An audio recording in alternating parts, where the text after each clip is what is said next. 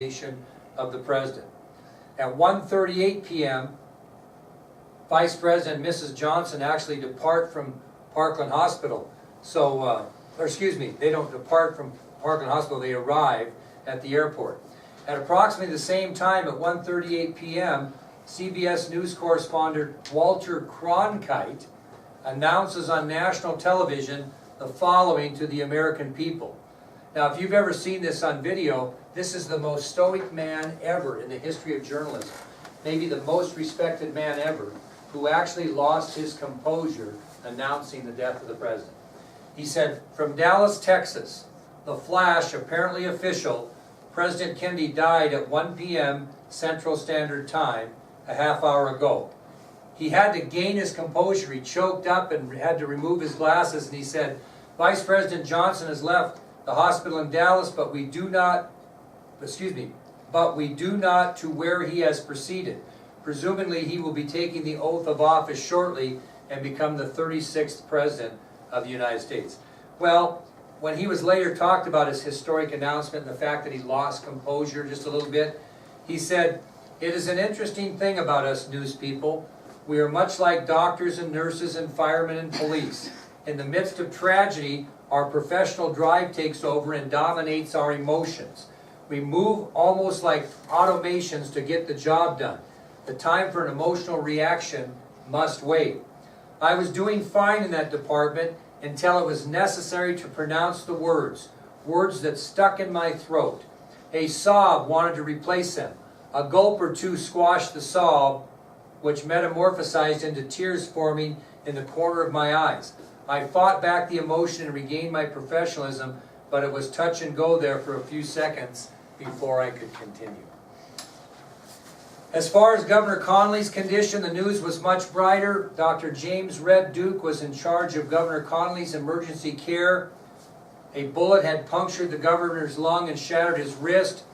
This is kind of an interesting story. A senior medical student, Bill Scroggie, had actually stumbled on the governor unattended because of all the attention on President Kennedy. And Scroggie observed Connolly's respiratory distress, and he was the one that alerted Dr. Duke that, hey, we better get going here on the on the governor.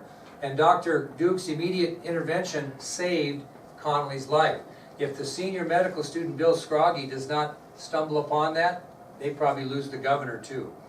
At 3:50 p.m., after a long day, Dr. Robert Shaw briefed the press on the condition of Governor Connolly by saying, "The condition of the governor is quite satisfactory in view of the injuries he has sustained. We believe he was in a sitting position, shot from above. We believe this is all one bullet." One bullet for him, okay? Fourth-year medical student Leslie Moore, who was there, said, "Robert Shaw recounted that in his years in the Korean War as a frontline surgeon, he had never seen so severe a chest wound than that of Governor Connolly. Governor Connolly received and handled us our diplomas at commencement in 1964. We all commented how strong his grip was in spite of having a splintered right radius from the attack." So, I mean, the guy that worked on Connolly said he'd never seen such a severe chest wound in his life. And he was a medic in the Korean War. Okay, what we're going to do now is, we've got a lot of things to cover on the aftermath and all, but I want to show you several videos here so you get an idea of what we talked about today. I still think it's great to be able to talk about it and then see it. So I'm going to show you a few things. The first is a motorcade scene from the movie Kennedy.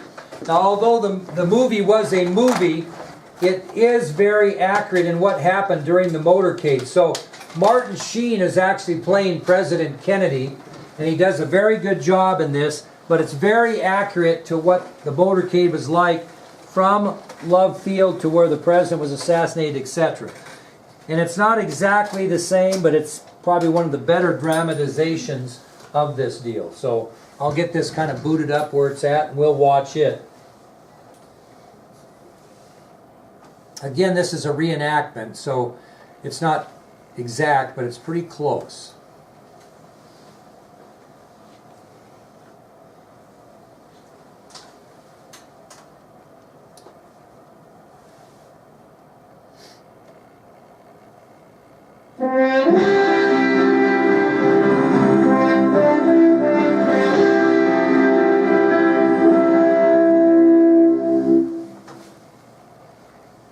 Hopefully I've got this where it needs to be here.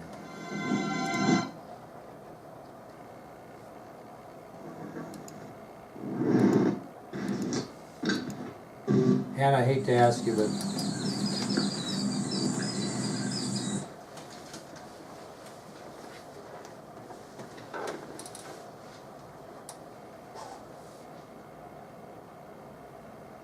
this isn't looking right here.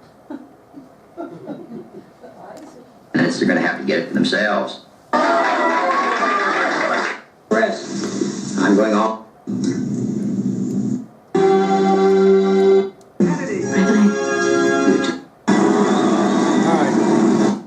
young to write my memoirs. I'm checked out. Okay, this is going to go back to Fort Worth a little bit too here. What's Lyndon doing? Been asking myself that for nearly 3 years. How do you feel? Oh, I'm exhausted, but I'll be ready to go again tomorrow. I want you to know I really appreciate all you're doing. Ask not what your country can do for you. What do you think of the speech? Oh, is this the one you're giving in the breakfast tomorrow? Oh, no, it's for the trademark in Dallas. Well, it's very good, Jack. It's very strong. I like that. There's a part here at the end. We in this country, in this generation, are by destiny rather than choice, the watchmen on the walls of world freedom. And the righteousness of our cause must always underlie our strength. For as was written long ago, except the Lord keep the city, the watchman waketh, but in vain. You won't have to wake us too early in the morning unless you want to join in the parking lot before the breakfast. I don't even mind having breakfast in a parking lot. But if it's raining, Bunny, do you think you can find us a nice quiet table in a garage somewhere? Okay, this is the Fort Worth parking lot speech, and we'll go from there. That's good. I'm looking that over all over the place. The house got 2 minutes and When we get to Dallas, I want Yarborough and Lyndon's car so everyone can see them together. If he says no, Then you can walk. Excuse me, Mr. President, they're waiting for you downstairs. All right, let's go. You sure you won't join me? No, you're the one they've come to see. I have my doubts. Wish me luck. Thank you.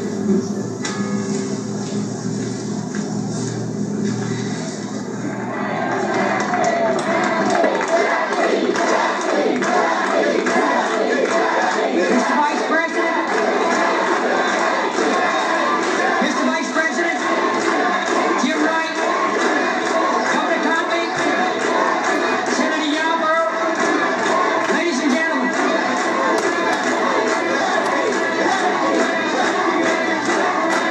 There are no faint hearts in Fort Worth.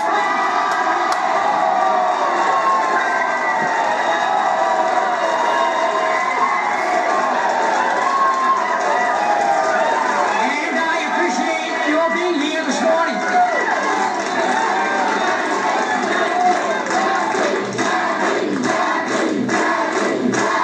Mrs. Kennedy. Mrs. Kennedy is organizing herself.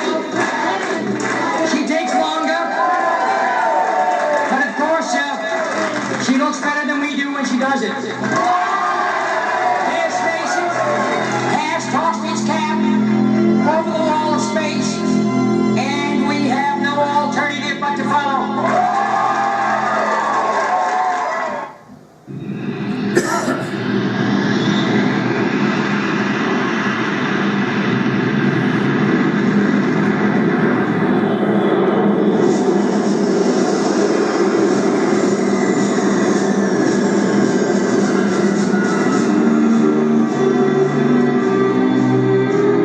It has recently been suggested that whether I serve 1 or 2 terms as president, I will find myself at the end of that period at what might be called the awkward age.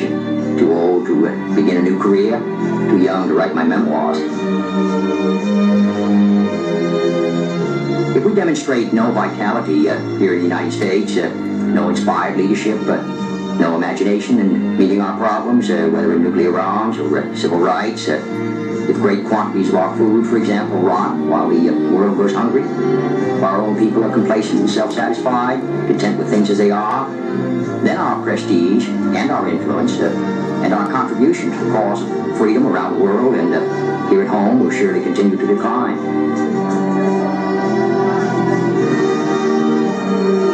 There is always iniquity in life. Life is unfair. But we must deal with the world as it is, and not as it might have been had the history of the last 2 decades been different. It is true that you can fool all the people some of the time. You can even fool some of the people all of the time. But you can't fool all the people all of the time.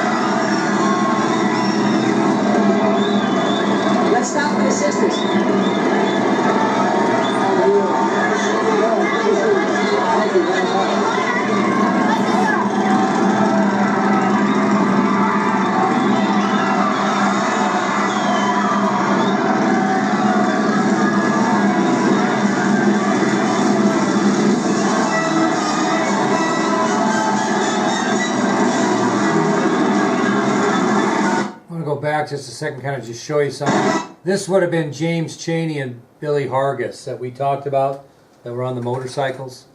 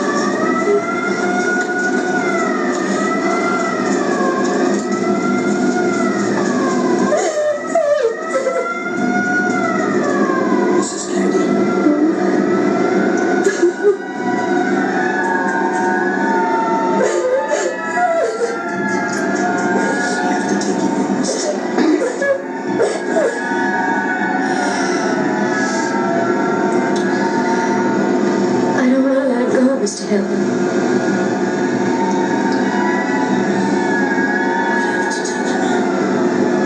No, it was to him. You know it was dead. That big woman.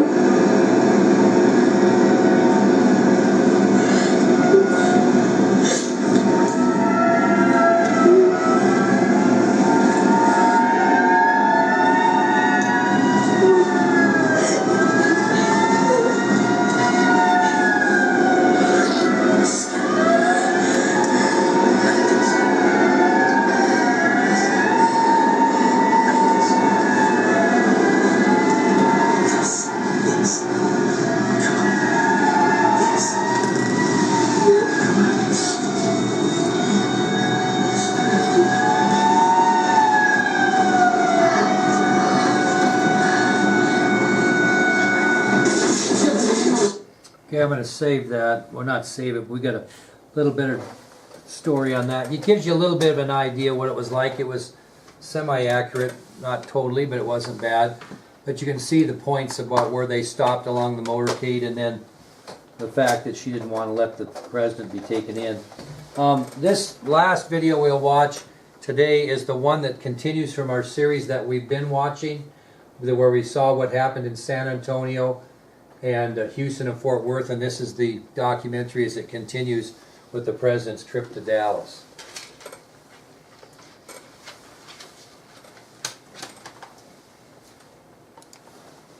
It's about 16 minutes long.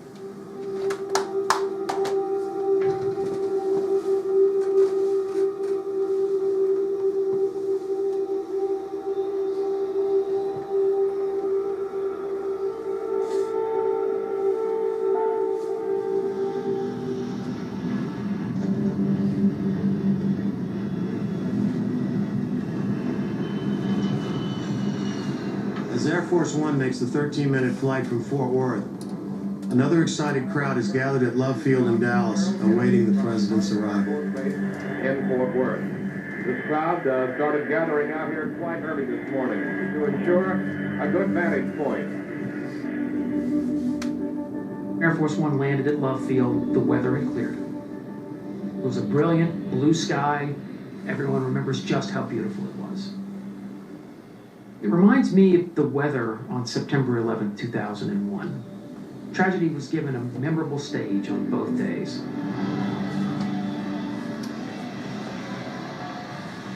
Air Force One came and parked just right in front of us. It was like, ah! As Mrs. Kennedy and the crowd yelled, and the President of the United States. Here come Governor Mrs. Conley behind President and Mrs. Kennedy. The President noticed that there was a fairly large crowd behind a fence line near the receiving line, and he decided to go there and shake hands. Mrs. Kennedy went with him.